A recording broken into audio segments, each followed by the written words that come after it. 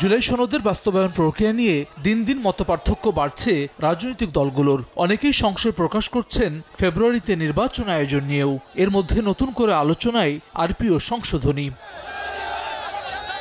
23 October ত্রয়োদশ জাতীয় সংসদ নির্বাচন সামনে রেখে গণপ্রতিনিধিত্ব আদেশ আরপিও সংশোধন 2025-এর খসড়া নীতিগত ও চূড়ান্ত অনুমোদন করে উপদেষ্টা পরিষদ। এতে বেশ কিছু বিষয়ে পরিবর্তন আনা হয়েছে।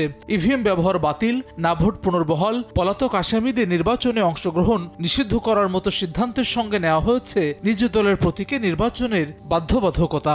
নতুন নিয়মে জোটভুক্ত হলেও জোটের প্রধান দলের প্রতীকে নির্বাচন করতে পারবেন না শরিক দলের প্রার্থীরা। এ নিয়ে তীব্র আপত্তি জানিয়েছে বিএনপি। একতরফাভাবে এমন সিদ্ধান্ত নেওয়ার অভিযোগ দলটির। এ সংক্রান্ত আইন বাতিলে ইসি এবং আইন মন্ত্রণালয়ে চিঠিও দিয়েছে দলটি। বিশেষ দলকে সুবিধা দিতে এমন সংশোধনী আনা হয়েছে বলে অভিযোগ দলটির নীতি নির্ধারণী ফোরামের এই সদস্যের। প্রাণ সসের মাখামাখি টেস্ট নুডলসকে করে তোলে আরো ইয়ামি আরো জোস। প্রাণ সস, সসের বস। মেজর দল থাকে তারই মার্কেট ইউজ করে। জামাত আমাদের ধান শেষ নির্বাচন করছে না, এটা বন্ধ করার তো কোনো অর্থ হয় না। যারা কন্ট্রিবিউট করতে পারে, যারা জাতীয়ভাবে পরিচিতি, তাদেরকে পার্লামেন্টে নিয়ে আসার যেটা আমাদের পরিকল্পনা, সেটা এইখানে এসে স্থমিত হয়ে যাচ্ছে। কোনো একটা বিশেষ দলকে ফেভার করার জন্য চেষ্টা করা হইতেছে। তবে ইসি সংশোধনীর পক্ষে অবস্থান নিয়েছে জাতীয় নাগরিক পার্টি এনসিপি। বিএনপির চাপে সংশোধনী বাতিল করলে ইসি প্রশ্নবিদ্ধ হবে বলে মনে করেন দলটির এই নেতা। যে দলের লোক সেই দল থেকে নির্বাচন করবে এবং নিজস্ব প্রতীকে নির্বাচন করবে, এইটা একটা ফেয়ার সিস্টেম।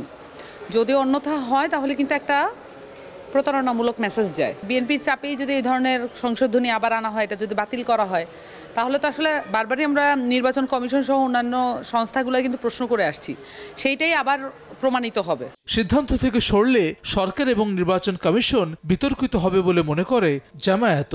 হঠাৎ করে এটা বিরোধিতা করেছেন একটা ডিসিশন পাকাপোক্ত সবকিছু হওয়ার পরে। আর সরকার যদি এই জায়গা থেকে সরে, তাহলে বুঝতে হবে সরকার একটা বিশেষ দলের পক্ষ হয়ে কাজ করছে।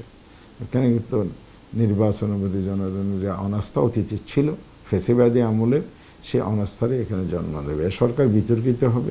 গত বছরের 3 অক্টোবর আরও 4 কমিশনের সঙ্গে যাত্রা শুরু করে নির্বাচন ব্যবস্থা সংস্কার কমিশন। কমিশনের প্রস্তাবনাতেও নিজ দলের প্রতীক ব্যবহারে বাধ্যবাধকতার সুপারিশ করা হয়, যা আমলে নিয়ে এ সংক্রান্ত আইন পরিবর্তন করেছে কমিশন।